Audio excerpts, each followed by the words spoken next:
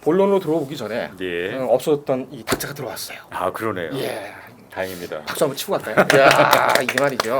어쩐 일인지 돌아왔습니다. 확실히 있으니까 좋네요. 그러게요. 예, 예. 저도 왜 이 얘기를 하냐면 사실은 이게 우발적 범행이냐 아니냐에 대한 판단 때문에 그래요. 수박 때문에요. 왜냐하면 시청자 여러분 안녕하십니까? 법설의 최기철입니다. 전 남편 가족 살인 혐의로 1심에서 무기징역을 선고받은 고유정에 대한 항소심 선고 공판이 오는 15일 오전 10시에 내려집니다. 고유정은 항소심에서 의붓아들 살해 혐의를 완강히 부인했죠. 또 전 남편 살인 혐의에 대해서도 계획적인 범죄가 아니라 우발적인 범죄라고 강하게 주장을 했습니다. 무기징역 선고에 승복할 수 없다, 이런 취지죠. 오늘 고유정 항소심 공판 진행과 선고 전망을 믿고 보는 변호사 신중근 법무법인 거산의 대표 변호사와 함께 하도록 하겠습니다. 오랜만입니다. 예 안녕하세요. 예, 안녕하세요. 신동엽 변호사입니다. 예, 먼저 지난 5월에 예. 방송해드린 부분이 있었죠. 관악구 모자 살인 사건 그리고 고유정 가족 살인 사건. 이걸 저희가 비교를 해서 예. 방송을 했었죠. 했었는데 예 그렇습니다. 역시 법설은 그 유튜브 저널리즘에 충실한 정말 객관적인 방송, 예. 시청자에게 도움을 주는 방송, 예, 그렇습니다. 그런 댓글들이 좀 있었으면 했는데 그런 것보다는 여러 질문을 많이 해주셨어요. 그건 자체 관심이 워낙 많으니까요. 그 질문에 대해서 좀 우리가 살펴보고 가야 될 것 같은데 예. 가장 많이 나왔던 질문 그리고 예. 또 중복되는 질문 중에도 의미가 있다고 생각되는 예. 질문 예. 몇 개를 좀 추렸습니다. 저희가 예. 이런 질문이 많았습니다. 관악구 모자 살인 사건의 조모 씨 예. 그리고 고유정 예. 둘 중에 누가 더 나쁜 놈이냐 이런 둘 질문들. 다 나쁘죠. 뭐 이거 예. 우열을 참 가리기 어려울 것 같아요. 우선은 뭐 지금까지 뭐 유죄 인정된 것만 보면 우선 고유정 같은 경우에는 이 범행이 좀 굉장히 계획적이었고 그다음에 그 범행 이후에 사체를 손괴해서 버렸던 예. 이런 점들이 굉장히 음. 불법성을 높이는 부분이고 예. 그다음에 관악구 모자 살인 사건 같은 경우는 어떤간에 피해자가 2명이에요. 거기다가 뭐 이게 유죄가 확정이 된다 그러면 뭐 아내에 대한 부분도 그렇긴 하지만 자녀의 그 자식에 대한 그 살인 부분이 굉장히 잔혹하게 살인한 부분이거든요. 그래서 이런 부분들을 봤을 때는 사실 누가 더 나쁘다라고 우열을 가릴 수 없을 정도로 굉장히 죄질이 안 좋다고 보여집니다.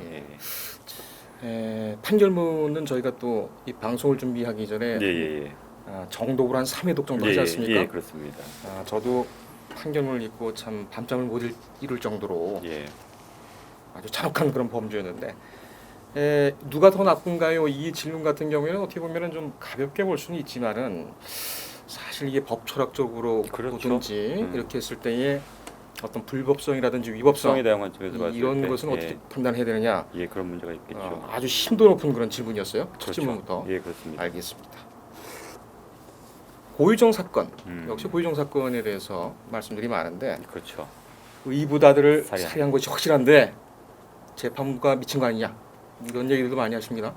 그러니까 뭐 당연히 일반 국민 관점에서는 당연히 봤을 때 일반이 법감정에 봤을 땐 당연히 이거는 뭐 유죄가 돼야 되는 게 많고 또 극형에 처해야 되는 것도 맞다고 보여집니다. 근데 어떤간에 형사 사건 형사 재판에 있어서는 증거에 의해서 판단할 수밖에 없고 설사 의심이 간다 하더라도 증거가 확실하지 않다고 한다 그러면 유죄를 할 수가 없어요. 그러니까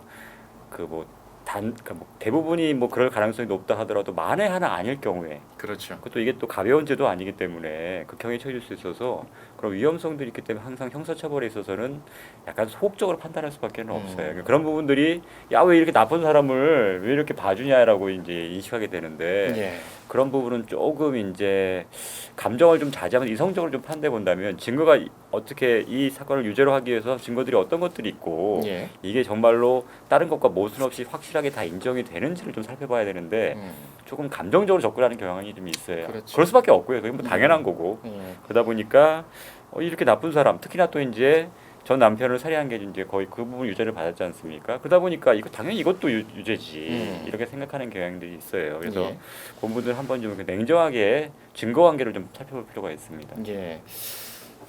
지금 고유정 사건 때문에 많은 국민들께서 분개하시고 하시지만은 지금 최근에 벌어지고 있는 사건 같은 경우에는 더 잔혹한 사건들도 많이 있지 않습니까? 그렇죠. 특히 이제 9살 의붓아들을 가방에다 가뒀다가 결국 이제 사망하게 한 사건. 예. 잠깐. 근데 9세 아동 가방 살인 사건. 이 사건에 대해서는 경찰은 과실치사로 법을 적용을 했는데 검찰에서는 살인죄를 적용했어요. 이건 어떻게 보십니까?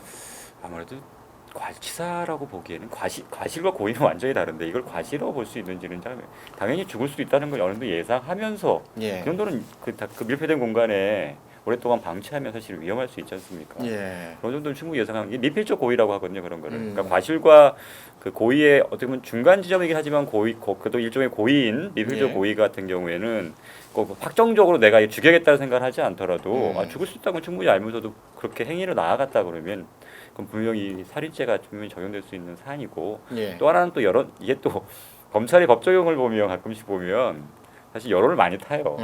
여론에서 이게 막 갈시사했더니 막 비난 막 여론 막 일어나니까 예. 그러니까 뭐 아예 뭐 살인죄 적용이 아예 불가능한 것은 뭐 몰라 그렇게 나중에 뭐 확실하게 유죄가 된다는 보장은 없긴 하지만 검찰 입장에서는 여론을 무시할 수는 없거든요. 그렇죠. 그렇죠. 그러다 보니까 아마 살인죄로 적용을 했던 것으로 보여집니다.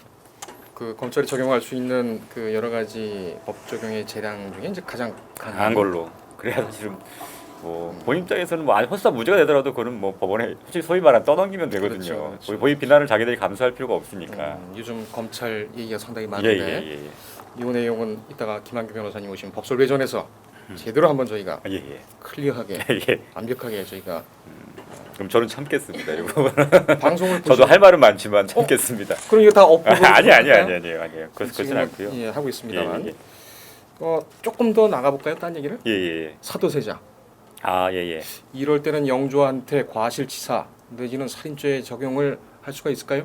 뭐 현대 법정에서 불러보면 재판을 한다 그러면 충분히 비슷한 사안이지 않습니까? 예. 가능하다고 보여지긴 합니다. 예. 예, 이 부분은 나중에 또 논란이 되는 상황이 있을 때 예, 예. 자세하게 또 설명을 또 드리겠습니다. 예. 너무 좀 많이 나가는 것 같아서 다시 걷어들여서 예. 본론으로 들어가도록 하겠습니다. 예, 예. 댓글 중에는 신중권 변호사님 오랜만에 보네요. 코인 법률 재미봤는데 아, 예. 이분은 가족이십니까? 아니요, 그렇진 않아요. 아니면 뭐 예, 예. 직원이시나? 예, 그렇진 않습니다. 이게 의외로 있어요. 이거 제가 했던 것 중에서 이 프로그램에 대해서 다시 해달라는 분도 있고. 재밌었어요. 예, 예. 재밌었습니다. 그래서 지금 이것 때문에 제가 사실은 영업에도 많이 도움이 됐고 그랬어요? 개인적인 얘기긴 하지만 예, 예. 저희도 그러면 고맙게 생각하고 있습니다. 예. 코인 노래방식으로 해서 여기 이렇게 좀 그렇게 할까요? 하고, 예. 마스크 좀 씌우고. 예, 예. 예, 알겠습니다. 예. 고유정에 대해서는 의붓아들 무죄 선고, 예. 관악구 살인 사건 피고인에 대해서는 사형 아닌 무기징역 선고를 내리는 것에 대해서 재판부를 비판하죠. 비판하는 목소리가 상당히 많습니다. 예. 댓글 다신 어느 분은 제주법원 각성해라. 전국의 어머니들이 횃불 들고선 가겠다. 예, 그렇죠. 도착을 하셨는지 모르겠습니다만 이제 광주에서 지금 하고 있죠. 광주 가셔야 되겠습니다. 물론 제가 이 호도하거나 아니면 유도하는 건 아니고 예. 이거 재판부 심증 형성 영향 줍니까? 솔직히 영향을 안 준다고 보기는 어려울 것 같아요. 요즘은 오히려 그 뭐 예를 들면 뭐 전에처럼 무슨 청탁이라든가 뭐 주변에서 뭐 압력이 왔다든가 이거보다 오히려 여론이 더 무서운 것 같아요. 뭐 입장에서. 그다음에 또 이제 여론에서 뭐 이제 법원 판사 개인뿐만 아니라 이제 가족들까지 이제 신상을 소위 말하는 신상 털기를 해가지고 하다 보니까 굉장히 부담을 느낄 수밖에 없거든요. 그래서 그런 것 때문에 물론 결론이 바뀌는 경우는 그렇게 많지는 않지만 아무래도 그거 영향을 받아서 예를 들면 형이 좀 더 세지거나 이런 경향이 있을 수 있을 것 같아요. 예, 예. 고려하는 범위 예, 내에서 예, 예, 그렇죠. 그러니까 예를 들면 범위가 어차피 형이라는 게 여기부터 여기까지 형이 가능하다 보면 예를 들면 이쪽 뭐 중간 정도 할 거를 좀 더 높여서 할 수도 있고 이런 부분에서 좀 영향을 미칠 수 있다는 거죠. 예. 가끔씩은 이제 이해관계가 얽히는 사건들이 있지 않습니까? 그러면 이게 그게 자기네들한테 유리한 결과를 얻기 위해서 사실은 그러니까요. 여론몰이를 하는 경우들이 있어요. 사실 이거는 좀 안 좋은 거거든요. 그러니까 합리적이고 이성적인 비판은 당연히 할 수 있고 해야 되는 게 맞지만 예. 어떤 자기네 개인적인 이득이나 집단의 이익을 위해서 이렇게 여론몰이를 하는 것 자체는 좀 약간 어떤 압력으로 작용할 수 있어서 이건 좀 지양해야 되지 않을까라는 생각이 좀 듭니다. 법이 잘못됐다고 지적하시는 분들도 많아요. 형법에는 사형이 법정형으로 존재하고 있고 예. 그렇다면은 유죄 선고에 대해서 일단 법정형이 사형을 전제로 하는 얘기입니다. 예. 그러면 문제 없는 거 아닙니까? 그럼 형사소송법에 뭐 문제가 있다. 글쎄 이거는 뭐 말은 그냥 법이라고 하긴 하지만 이제 법을 적용하는 이제 법원에 대한 불만이 아닐까. 법원에 대한 불만이지 불만. 않을까 싶어요. 사실 뭐 사형이 당연히 법정형으로 돼 있고 사형 선고할 수 있겠죠. 예. 근데 기본적으로 지금 사형 선고들이 잘 이루어지지 않고 있다 보니까 음. 야 법원 있는데 법정형을 왜 제대로 안 하냐. 그러니까 통틀어서 그냥 법이라는 표현을 사용하고 있긴 하지만 왜 이런 흉악범들에 대해서 사형을 선고하지 않느냐에 대한 불만이 아닌가. 그다음에 또 한 가지는 아까 뭐 앞에서 나왔지만 뭐 이렇게 확실하게 자기 보기에 유죄라고 보여지는 사건에서 무죄를 하고 있는 거에 대해서 예. 납득이 안 된다는 뜻이겠죠. 그래서 그렇게 따지면 뭐 이제 증거에 관한 이제 형사소송법의 규정들이 적용되니까 뭐 엄밀히 따지면 뭐 형사소송법에 대한 불만이 될 수도 있겠고요. 하지만 기본적으로는 이제 법 적용하고 있는 그 재판부에 대한 불만이 아닐까라는 생각이 좀 같습니다. 그렇군요. 뭐 좀 선회를 한다면 예. 법은 곧 재판부다. 그러니까 법원이 곧 법이다라는 인식은 가지고들 있는 것 같아요. 그렇죠. 아무래도 그렇죠. 예. 실용적으로 이제 판단하는 곳이 법원이다 보니까. 예. 뭐 댓글에 대한 대답은 이 정도로 말씀을 드리고요. 예. 저희가 댓글을 꾸준히 지켜보고 있습니다. 그리고 어떤 생각들을 갖고 계시는지 사회에 대해서 그런 부분에 대해서도 저희가 늘 살펴보고 있으니까요. 예. 저희 법설 그리고 법설 외전 또 뉴스토마토의 각 컨텐츠에 공격적으로 댓글을 좀 달아주시기 바라겠습니다. 재판부 항소심 재판부가 전 남편 살인 사건 보유정 심리할 때 1심에서 하지 않았던 여러 논점에 대해서 질문을 했습니다. 예. 그 중에 믹서기나 휴대용 가스버너, 곰탕솥을 왜 샀느냐 예. 고유정한테 이렇게 물어봤고 이게 예. 이게 범행 기구가 아니겠느냐, 도구가 예, 아니겠느냐 이렇게 했는데 고유정의 반응이 참 재밌습니다. 그러니까는 믹서기나 휴대용 가스버너, 곰탕솥을 왜 샀습니까? 라고 할 때는 나름 다 얘기를 했어요. 예. 믹서기 같은 경우에는 지금 현 남편과 뭐 퇴직해서 음식점을 할 생각이었기 생각이다. 때문에 예. 미리 하긴 또 한꺼번에 뭐 물건을 구입한다 이러면서 그렇죠. 예 이거 샀다고 좀 예, 주장을 그러니까 했었죠. 곰탕솥은 어머님이 좋아하신다고 네. 그러잖아요. 예, 그랬는데 재판부에서 이렇게 물어봤어요. 이거 범행에 사용했습니까? 물어보니까 예. 아니라고 격앙되게. 그렇죠. 이거는 왜 격앙되게 반응을 했을까요? 뭐 소위 말하는 찔리는 구석이 있었겠죠. 찔리는 구석. 예. 그러니까 이게 지금 본인은 계속해서 이걸 아니라고 하는데 음. 제가 보면 아직까지도 이거에 대해서 그런 무심하고 있다는 얘기잖아요. 그러니까 그거에 대해서 뭐 모르겠어요. 다른 부분에서는 굉장히 오히려 이런 평가도 있더라고요. 고유정이 변호사보다 더 변론을 잘한다. 되게 차분하게. 예. 근데 몇 가지 부분에서는 굉장히 이런 반응들을 보이는 거 봐서는 거기에 보면 감정적으로 뭔가 동요되는 부분이 있지 않나라는 생각이 들어서 그러니까 아마도 이 부분은 주로 이제 이 지금 말씀하신 이런 뭐 믹서기, 휴대용 가스버너나 곰탕솥 같은 경우는 이제 사체를 손괴할 때 유기하기 위해서 손괴할 경우에 사용한 게 아니냐고 의심하는 부분들이거든요. 예. 그래서 그 부분들은 자기가 뭐 계속해서 이제 우발적이고 뭐 이런 부분들까지 한다면 이게 미리 준비했다고 하시는 그 우발적인 범행이라고 보긴 또 어렵잖아요. 그렇죠. 그런 거 연관돼 있기 때문에 아마 그런 반응을 보이는 게 아닌가라는 생각이 듭니다. 재판부가 판단할 때 상당히 좀 중요하게 그렇죠. 고려될 수가 있겠다. 예. 뭐 믹서기 등이야 그렇다 치더라도 갑자기 수박 얘기는 왜 나온 겁니까? 이게 사실은 그 전에 안 나왔던 얘기거든요. 얘기는 수사 과정에서 얘기는 있었어요. 수박 얘기가 있긴 있었는데 재판 과정에서는 사실 논란이 되지는 않았었거든요. 왜 이 얘기를 하냐면 사실은 이게 우발적 범행이냐 아니냐에 대한 판단 때문에 그래요. 수박 때문에요? 왜냐하면 그 어떻게 주장했냐면 고유정이 처음에는 수박을 자르고 있어요. 자르면 뭐 칼이 들고 있어야 될 거 아닙니까? 그러다가 이제 다툼이 있고 막 우발적으로 이렇게 성추행을 하려고 해서 우발적으로 지금 범행을 했다고 처음엔 경찰 단계에서는 진술했어요. 근데 그 다음에 어떻게 또 말을 바꿨냐면 왜냐하면 근데 수박이 이제 온전한 상태로 발견이 됐거든요. 그러니까 칼로 자른 부분은 아니니까 수박을 소금으로 씻다가 소금으로요? 예. 씻다가 이제 그 뭐 범행이 일어났다는 식으로 주장을 했거든요. 하여튼 그러니까 수박이 지금 자르고 있었다고 주장하거나 뭐 했으면 칼 들고 있었다고 우발적인 범행이라고 주장하고 있었는데 이게 어디서 발견됐냐면 나중에 차 트렁크에서 발견됐단 말이에요. 그러면 이게 범행 이후에 그 수박을 갖다가 다시 차 트렁크에 싣고 옮겨놨다는 얘기냐. 그러니까 이게 뭐냐면 결과적으로 수박을 통해서 자기가 우발적인 범행이라는 걸 주장하려고 했던 게 흔들리기 시작하는 거예요. 그러니까 사실은 수박 씻고 있었던 게 아니었을 수도 있다는 거죠. 그러니까 계획적으로 그냥 다른 통에서 그냥 범행을 저질렀던 거죠. 그러니까 우발적인 범행이라는 고유정의 주장이 흔들리기 시작하게 되니까 이 부분에 대해서 사실은 법정에 좀 약간 논란이 좀 있었더라고요. 굉장히 당황하는 모습을 보였다고 하더라고요. 그 전까지는 되게 차분하게 자기의 주장에 대해서 이렇게 어떤 논리정연하게 얘기를 하다가 갑자기 이 부분을 예상치 못한 질문이 나오니까 갑자기 얼버무리면서 그냥 마무리했다고 하더라고요. 그래서 이 부분이 본인의 그러니까 우발적 범행이라는 주장을 좀 깨트리는 하나의 근거가 되지 않을까라는 생각이 좀 듭니다. 진술이 좀 바뀐 부분이 있거든요. 처음에는 수박을 자르고 있었다. 그러다가 이제 1심 법정에서는 수박을 씻고 있었다 이렇게 바꾸니까 그냥 수박인데 그 다음에 어떻게 처리했는지에 대한 얘기가 안 나와요. 왜 근데 수박을 먹으려고 했냐면 아이가 수박이 먹고 싶다고 했거든요.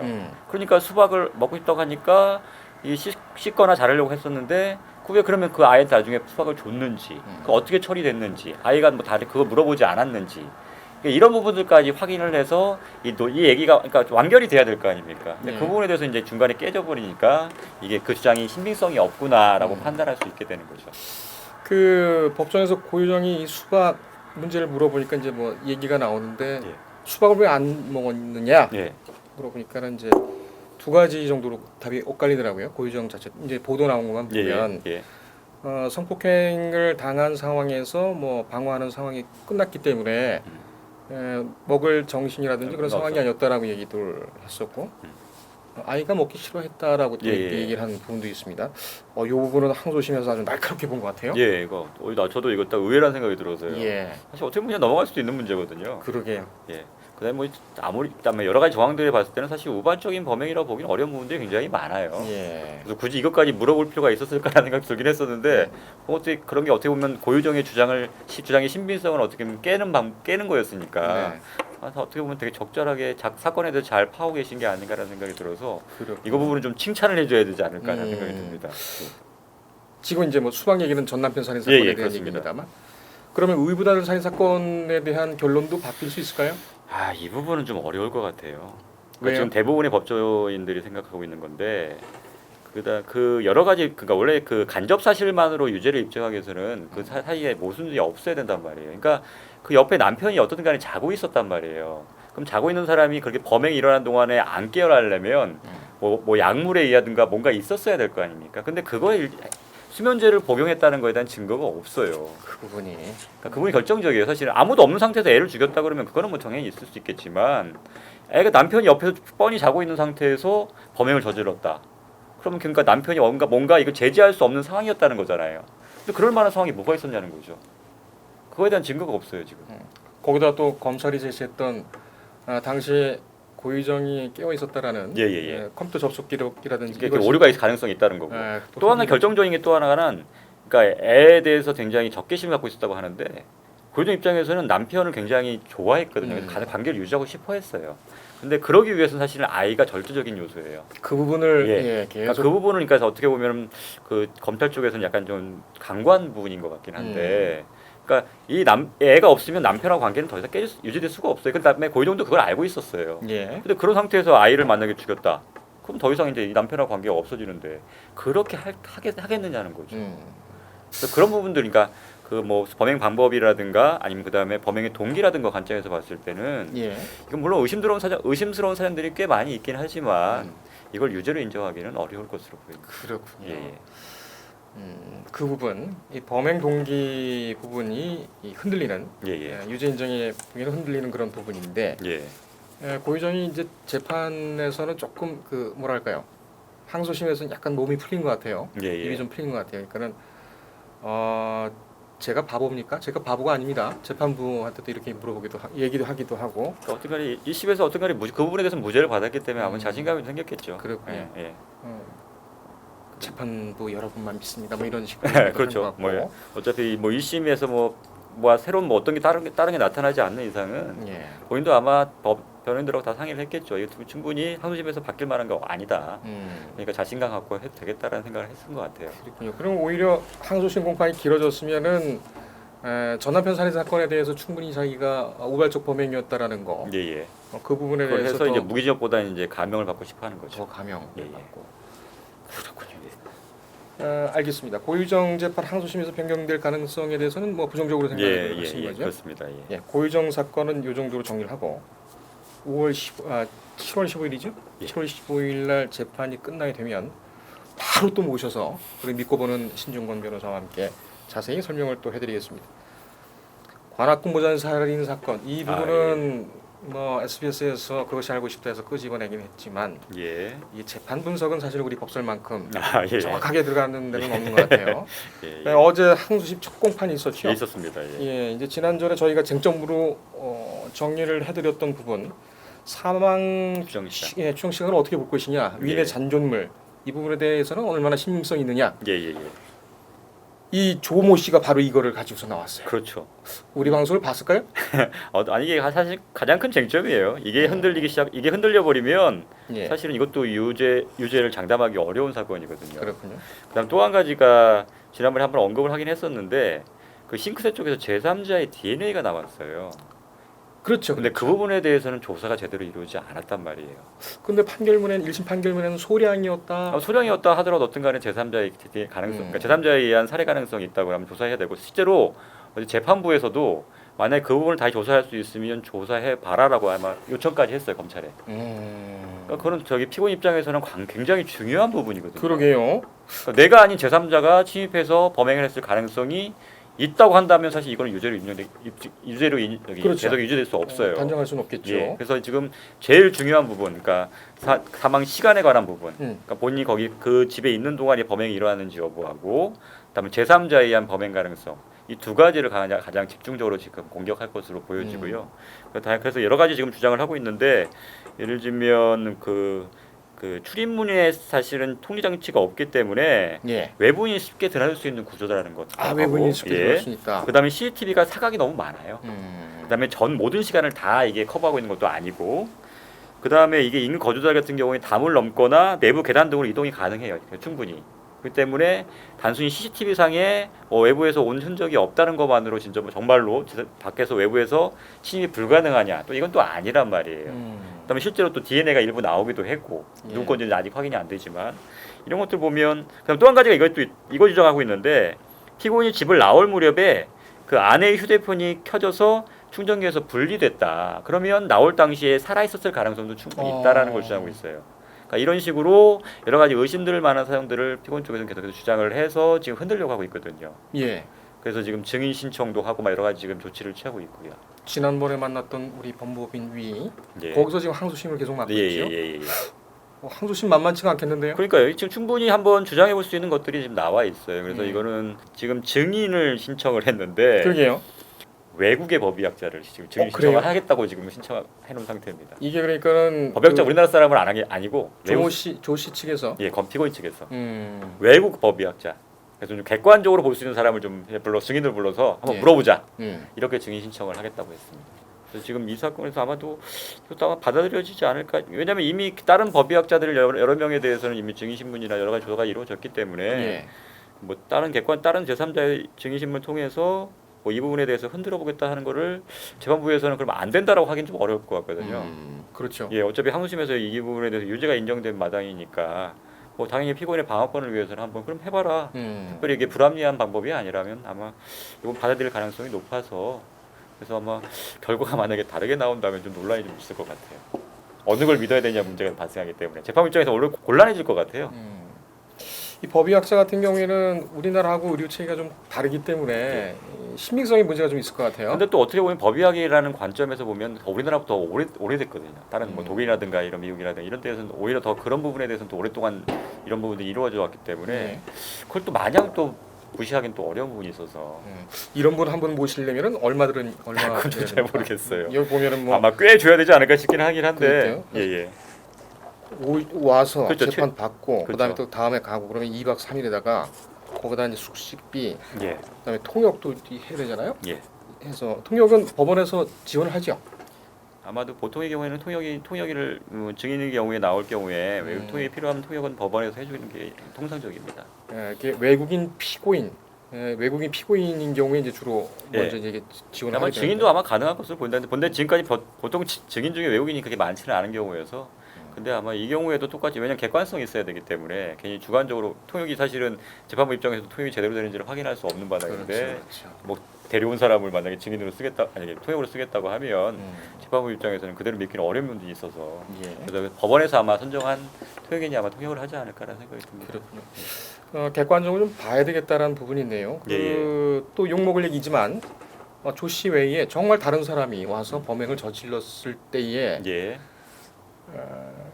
조 씨를 우리가 그 응징하는 차원이 아니라 진범을 놓치게 되는 부분이 또 있기 그렇죠. 때문에 그러니까 이건 좀 객관적으로 보고 실질적으로 확정된 다음에 비난을 하도 늦지 않을 거라는 생각이 예. 좀 들어서요.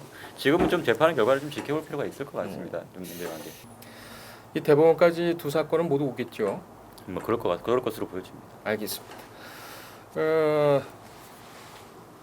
이게 워낙 중요한 사건이고 또 앞으로 유사한 사건들이 많이 발생을 하기 때문에 관악구 모조 살인 사건과 고유정 가족 살인 사건 1, 2심 저희가 계속 따라가고 있습니다. 예. 대법원까지 가서도 우리 이거 나중에 책 한 번 낼까요?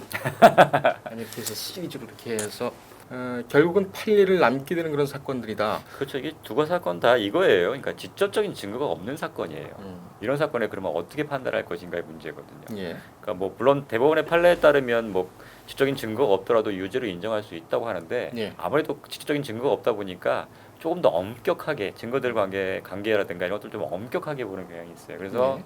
뭔가에 약간이라도 그 의심이라는 게 물론 뭐 터무니없는 그냥 의심이 아니라 어느 정도 합리적인 의심이 조금이라도 있다고 하면 대부분 이런 사건에서는 무죄가 나는 경향이 굉장히 높아요.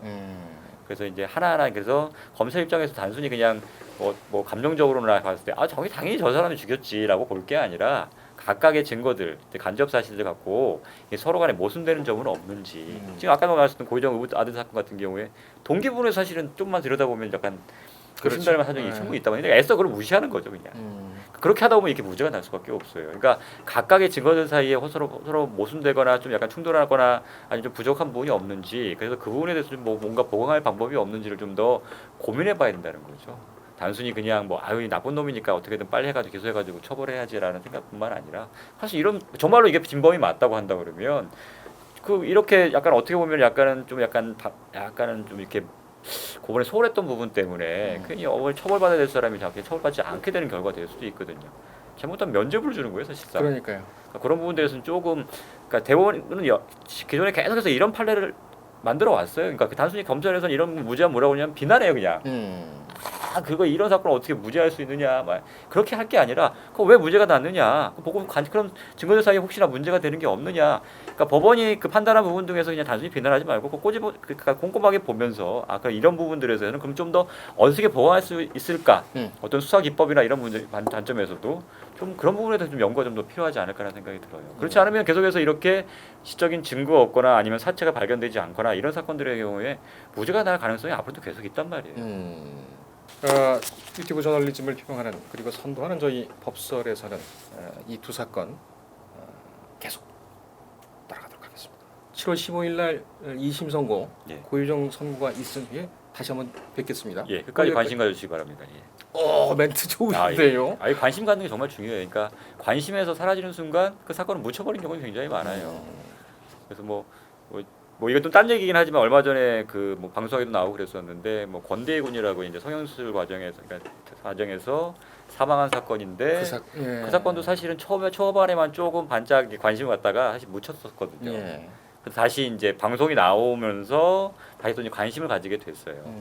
그러니까 이게 언론의 이게 어떻게 보면 힘이기도 하죠. 사실 이렇게 계속해서 후속 보도도 하고 그래서 관심이 좀 식어질 만하면 한 번씩 다시 환기시켜서 국민들이 꾸준하게 관심을 갖게 해야 사실 거기 부족한 부분에 대해서는 법도 만들어지고 그다음에 또 수사기관에서 좀 더 관심을 가지고 좀 더 열심히 수사를 해서 꼭 필요한 부분에 대해서는 처벌도 이루어지고 그다음 사실 우리가 관심을 갖지 않는 그 뒷면에서는 사실은 알게 모르게 거래가 이루어질 수도 있는 부분들이 있거든요. 그래서 끝까지 관심을 가져주시는 게 어떤 사회적 정의 차원이나 꼭 필요하다고 보여지기 때문에 끝까지 관심 부탁드리겠습니다. 법설 마치겠습니다. 예, 법설 마치겠습니다. 감사합니다.